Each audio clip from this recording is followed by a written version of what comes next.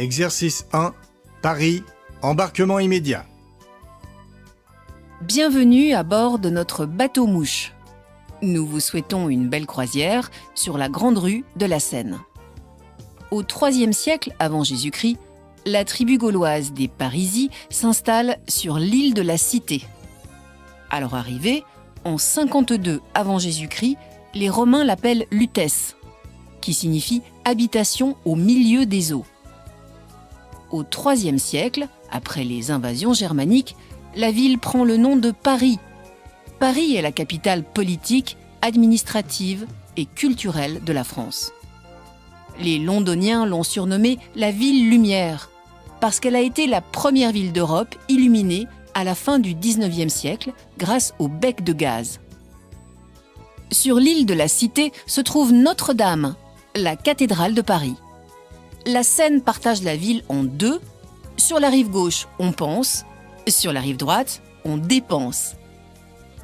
La rive gauche est le règne des étudiants, des artistes et des librairies. Au musée d'Orsay, on trouve les œuvres des impressionnistes. Le Panthéon abrite les tombeaux des grands hommes de France et l'université de la Sorbonne accueille les étudiants depuis le XIIIe siècle. On trouve aussi la Tour Eiffel, le symbole de Paris. On peut monter au sommet et admirer toute la ville. Au loin, on voit Montmartre, de l'autre côté de la Seine.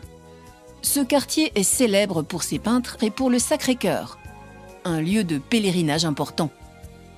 Sur la rive droite, il y a des théâtres, des salles de cinéma, des boutiques élégantes et des restaurants chics. Mais il y a aussi de grands musées. Le Louvre, où l'on peut admirer des antiquités égyptiennes, grecques, étrusques et romaines, des peintures et des sculptures.